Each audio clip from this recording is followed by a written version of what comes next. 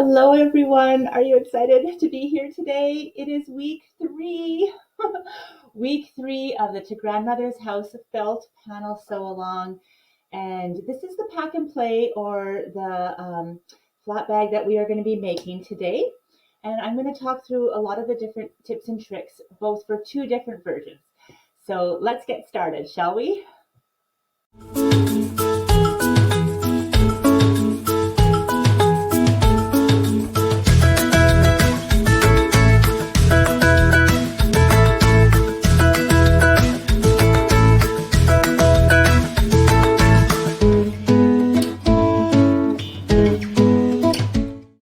Okay, welcome everyone. So my name is Jennifer Long from Sew a Story. I am a Riley Blake fabric designer, an early childhood educator, and it is my mission to bring generations together through our art and love of fabric. So I'm so excited that you're here.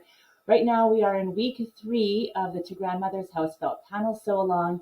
If you're just joining us and you want to see the back episodes, they're always there. They're completely evergreen. If you want to come on over to our website, it's sort of our hub. All the information you can find, the links below, but it's sewastory.com. There you can find under the fabric tab everything related to this, the quilt-alongs, the sew-alongs, the quilt-alongs happening next. This is a book, just a little heads up that if you want to sew along with us, sew this actual story, which I hope you do, you'll need to grab the actual physical book. There is not a PDF for it. So that's my first book with Riley Blake. We'll talk about that more later. But today we're doing this felt panel. So let's just to get started, let's make sure we have everything we need. So you have your felt panel. It's probably cut up because you've been here for the first 2 weeks and we've done a lot of the character work already. So you'll just have this part of the panel left. So that's great. If this is now getting into the options, if you want to stabilize your panel, just to make it a tiny bit stiffer, you can use a couple of options. I recommend a Craft Extra Firm. It's called Heat and Bond. It's a product by Thermoweb. It's extremely thin, so I really love it there. This is actually a fusible one, which I do lightly press, and I'm going to talk about that in this video. So watch, make sure you watch that. But if you are going to press it, you need to do a test first, but we'll talk about that. Otherwise, you can just use a cutaway too, is fine. And this is like a stitch and sew. So you can use a cutaway, or you can use this and not fuse it if you're nervous to fuse it. But those are some options for inside if you want. I'm going to use a snap tool, like a cam snaps tool, because I like them for closing. I feel like they're just beautiful. They have that nice like click sound. They're great for fine motor, and they're just very clean looking. But you can also use Velcro here too. So that is your option. You just need a couple of those for closures. You can add a little bit of strength to your handles if you want to. I didn't. This is just felt on felt, but if you want to, you can put a piece of stabilizer or batting in there. And yeah, you just need your sewing machine. So let's get started. And I'm going to lower the camera down and we are going to get to work. Here we go. Okay, everyone. Well, let's begin. So the first thing you're going to want to do is decide if you want to have your bag be just the easy sew method, which you can find the instructions for that right on the panel right here. So to make the playmat and bag, easy sew method is below. To make a finished hem bag version, download the full PDF instructions at sewastory.com to Grandmother's House Fabric. If it says Be So Inspired, that was my business name before, so you are still welcome to use that. They both link together. So these are the downloadable instructions. And if you don't want to download them, but you want them, they're also going to be on the blog for each week. So those instructions, they look like this. They're fully illustrated. To make the playmat and bag, we're just going to show you how to do all of the steps with the turned version here. Oh, sorry, my pages got out of order. And with using lots of pins, and then we just turn them around, and then you can sew it also. So we're going to talk through both ways. This is a free download. You just have to get your email and we'll send it right to you, or you can use the instructions here or follow it on the blog. Okay, so then you're going to decide how you want this bag to be. And I just want to let you know that if you do the turned version, it does give like a little bit of thickness in here. So you just want to be wary, I guess, of how thick of a stabilizer you use if you're going to use one. All right. So this is also dubs or doubles as a play mat too. So you can take all of your characters and they can just play on here. So let's say you are at the doctor's office and you bring this along with you, or you're visiting at the hospital a friend. You can take this with you and the kids will have a nice clean area to play on. Always they'll keep their little toys everywhere, although they're going to snuggle together and have a sleepover, I think. And they have all of these options. Maybe have a pie on there. Oh, she's going to come out of her bed and eat her pie for breakfast. Anyways, just tons and tons and tons of funs and options. So that's the play bag. And then you also have this pocket at the back where you can store tons of these characters in and have them in there. So the last couple of weeks we worried and worked on all of the dolls, and this week we're going to be focusing on this bag. So if you're going to stabilize, I'm just going to grab my samples here. You're going to take your bag and you're going to do the same technique that you did for your dolls, and you're just going to like loosely cut around. This bag has, again, 2 seam allowances, just like the dolls did. They are wider though because the bag is larger. So if you are going to do the easy sew method, you would just put them together, which we will talk through in a minute, and you'll sew. I did a double seam around the whole edge, and then you'll just trim it afterwards. So regardless of which seam, I would always still cut on the outer one. If you're going to be using the outer seam, then you can give it a little bit of extra. But let's say we're going to do it the easy way here, just like I have here. I'm going to cut out on the outer brown line, just so that it's always nice after you sew it together to have that extra seam and ability to cut all the layers at the same so they go nice and straight. Okay, so it looks like this. I'm just going to take these are my Missouri Star Excellent scissors. They're so nice and sharp. These are the biggest pair. If you want these for 15% off, you can get them, link in my bio there. And I have a 15% off code. You just have to like click on it, and anything you buy that each month will be on for that sale. So look, I hardly have to squeeze, you guys. They're so sharp. Okay, and I'm just going to cut around on that seam allowance. Now the reason why I'm doing this on here opposed to on the dolls I didn't cut on the seam allowance is because we need it to match up, right? So we need all of these to match. Okay, so I already have some cut out. I'm going to move this out of the way now for us. I'm going to pull them out. This is my organization bin. I think we've talked about it before. Excellent, in past episodes. All right, so as you can see here, there's my instructions. All right, getting myself all organized here.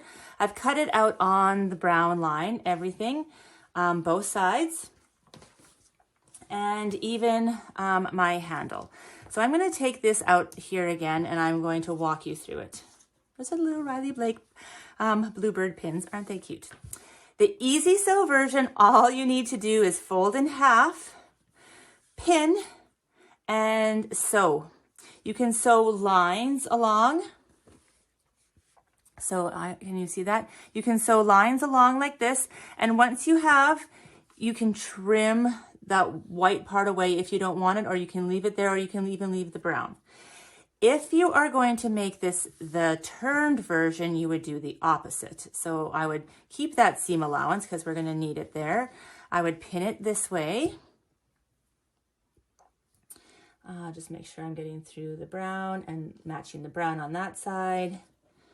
Here and here through the brown and brown. This is the same technique you will use throughout the whole way if you are doing the turned version, which is found again in the instructions, the downloadable instructions, or here with me. So just like this, all the way around, and you'll just sew it, leave it open on these sides, and you're going to turn it through itself.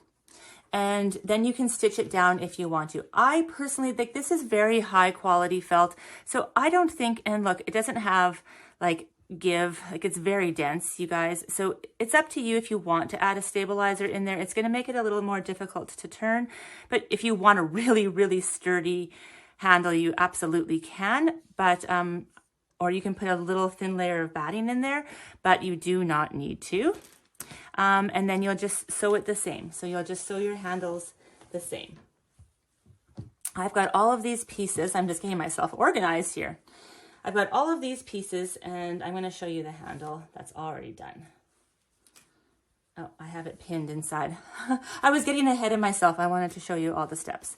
So here is the easy sew version and or the turned version. It's going to look very similar, except it's going to have a turned edge on them. So you can see it looks like that. It's cut and it's ready to go. You're going to do that with both handles. Set those aside. Next, you're going to take your, I'm going to unpin this so I can show you. You're going to take your front of your house. If you want that extra layer of stabilizer in there, this is the time to put it in. So it looks like this. You can see I have it in here. I have the shiny side down, and I've traced along and I've cut it there. So you can press it here.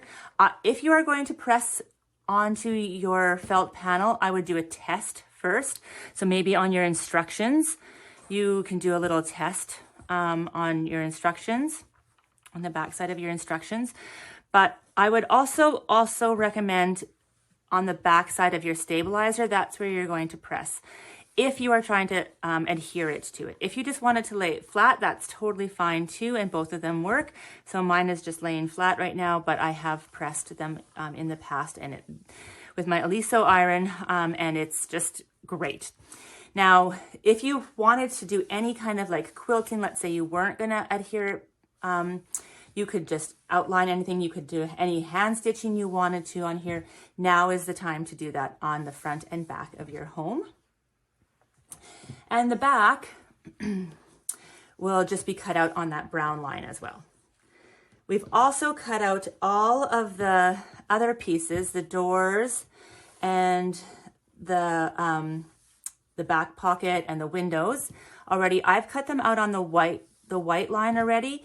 If you're going to do them in a turned, this is where you would turn them. You could turn and press or pin and stitch them down. Any part that you want open. You can see that I've done that here along the top, and I just did a single fold because this is the great thing about felt, is that look, it doesn't fray at all. So I just did a single fold with a double seam on there, and it has that really extra strength. It'll never, like it's not going to stretch the same way. It's just going to be like excellent. If you're going to do this in here, the windows, let's say you're going to do a turn on the windows, then I would just clip that in through there, and I would make a couple of clips along the curve and press that down, and you just work it around and press and stitch it in there in this fashion all the way around, and you'd stitch on there and stitch on there.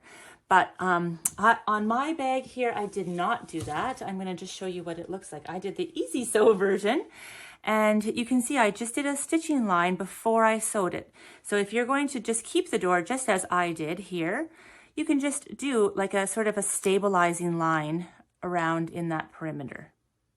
Yeah, so lots of options there for you to be creative and fun. All right, I'll move those over.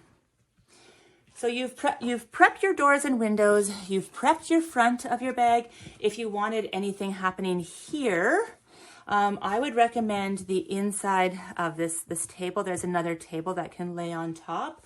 I would recommend turning that into a pocket at the very least. So it looks like this. I did the same thing, and you can just stitch along the top of the table, and then I'll teach you how to stitch it onto there. So there's the table that's on there. I just put it right on top for a pocket. You can do the same thing for this quilt, or if you want this quilt to be more like movable, like she can actually take it around, then she can just lay on there, and it sticks nicely because it's felt. So now that we have everything cut and all the pieces are prepped, we're going to start to take those pieces and sew them together. So here's my table. I'm going to match all the pieces right over that shape. I am going to pin it. So you've stitched it along the top. You've got all your pieces prepped. I'm going to pin that in place. And how I want to keep the pocket, I'm going to go back and forth on my sewing machine in the seam allowance. And you can use a decorative stitch if you want to. That would be beautiful. Or you can just use a straight stitch. You can use a triple stitch. Use it in a matching thread color to your seam allowance, and then just come all the way around. If you're doing that turned version, then you would have a lot more like turning involved here, especially on all of these corners, but I don't think it's necessary with felt, so I think you could just have fun and decorate that edging on there. That's the inside prepped, and on the outside prepped, we're going to do the same thing for all of the pieces. So you're going to take the windows, the smaller windows, and lay them in place. Give them a little pin so that they're stabilized. My door here and my other window. This window is a whole pocket, so it goes like this, and I've stitched it out there. I showed that already. I'm going to just pin it in here. This is going so fast, you guys, because sewing with felt is so wonderful. So I hope you're feeling great about this. So you would just stitch your pocket down. This is going to be in the seam allowance anyway. So stitch your pocket down all the way at the bottom and then up at the top. And you're going to leave this open. Same thing here, depending on how you want. Maybe you want the door to open, so you leave it this way. But if you want it as a pocket, you'll stitch it all the way around, back and forth just to reinforce. Same thing on the windows, back and forth to reinforce. All right. So I'm going to show the easy sew version first of assembling this. And then if you want the turned version, just stick around and I will also demonstrate that. So the easy sew version is you're just going to lay them wrong sides together. So I'm going to put, oops, sorry. I'm sorry, I hit you. You're going to put it down, right side down. And the one thing you want to be aware of is this chimney. Okay, so there's a chimney and chimney on the same side. So I'm just going to turn it the wrong way so you can see what would happen. So if I'm laying it this way, you're going to be like, oh no, the chimneys aren't matching together. And so all you need to do is you just have it rotated. So then you just have to rotate it and you have your peaks and your chimneys are matching perfectly, just like that. So I would take this, if I'm going to use that beige seam allowance, I'm going to end up trimming it. This is the easy sew version. I'll take my pins and I'm going to put them in right through the corner of the house. And I'm going to match the corner of that kitchen or bedroom floor. And I'm going to just pin there. And now pins are your friends. In the illustration, let me just show you. Look. Lots of pins, pins, pins, pins, pins, pins. Pins are your friend, and that's how you're going to have everything matching. So I would definitely take a time doing this and doing it on all of the curves and corners. But, it's not really stretchy, so it's not going to change. Once you have that whole thing pinned, we're going to add those handles before you sew. So you have your prepared handles. This is the easy sew version. So I'm going to take one handle. I'm just going to show you here so you can see. Take one handle and it's going to come out of the chimney. So I'm going to put this handle inside the chimney just like this. And I'm going to decide if I want that raw edge facing out or facing in. I want that raw edge facing on the inside of the curve of the handle. So that's how I'm rotating it. Once make sure it's caught, pardon me, at least inside of that top of the chimney. And I've sewn and stabilized right around that chimney. So all the way around there, just like that. Then you'll take the second piece of it and you're going to need to decide how far. So this is maybe the one and only time that we'll need a ruler. Let me just grab my ruler here. So from the corner of the house to the center, I have it at 3.5 inches. So from the corner of the house to the center of the next one, I'm going to have it at 3.5 inches. So the center, just so that I have it even on both sides, because there's not really a marker on this side. And you'll pin it. It's okay that this one is coming up higher than this. It's like a round, so it's just going to come up and finish how it is. So that is just perfect. The opposite side will happen the exact same way, and then they can embed inside each other, and look, they'll match exactly. So it'll be just perfect. So I just measure that. I'm going to stitch this down a few times, stitch that down a few times. And then your easy sew method, you guys, you're almost done, but stay with me if you're done, because I don't want you to leave yet. All you need to do, now that you have both handles and everything pinned around and everything's tacked down, you just stitch inside your seam allowance. I did mine twice. I stitched inside my seam allowance twice, really close. I did the first time, and then in the middle the second time.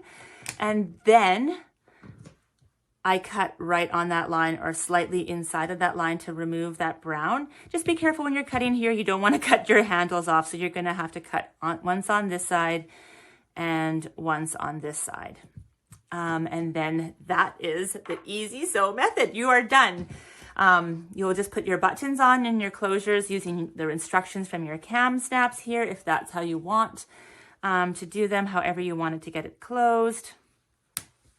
And or Velcro here, and I will see you here next week for the finishing touches. If we have any more left to do, we can add a little bit more fun.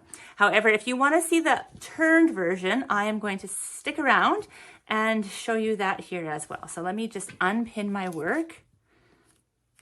All right, good, and unpin this. Okay, so if you're going to do the turned version, I'm assuming you have a little bit more bag making experience. So the handle will actually come along the inside. So you're going to do the same method that we just did, but you're going to do it along the inside. So again, I'm going to decide if I have a raw edge there or it's a finished edge, how I want that to be. And I'm going to hang this handle over my seam allowance. So am I going to sew the house over here and just keep a little bit of that beige? I would highly recommend that you do that. So I would make sure that this pulls into the brown. You can do it right along the whole edge, but you're going to need to do a lot of clipping and turning if you do that. So however you decide, whichever seam allowance you're choosing for your ability. And then I'm going to turn this over, and again, I'm going to measure the same way I just did, and it was 3.5 for the center. I'm going to line it up with the edge, and there's my handle. I'll do that to both sides, and I'm going to just stitch that in place and reinforce it. Now, everything is semi-similar, so instead of putting it wrong sides together, I'm actually going to sandwich these inside and put them right side together when I have both handles. And again, you'll need to make sure that you have it facing the right side, facing the right way. If you have it turned the wrong way, you'll know because your chimneys aren't matching up. Oh, and I hit you again. I'm so sorry. Oh dear, sorry about that. Okay, please forgive me. It happens, right? Okay, so we have it right sides together, and we're gonna go around, and depending on, again, if you're gonna be sewing right on the color, then you're going to want to pin right at the color. If you're sewing right at the seam allowance for the change of seam allowances, that's where you're going to pin. That's where I'm going to be sewing. So I'm going to pin there, and I'm going to go around and pin everywhere, right through both layers and through the interfacing. Now, the only thing a couple things that are different. There's two big differentiations, I guess. So we're going to do that many pins again, just like we showed. But you can see here it says leave open, very important.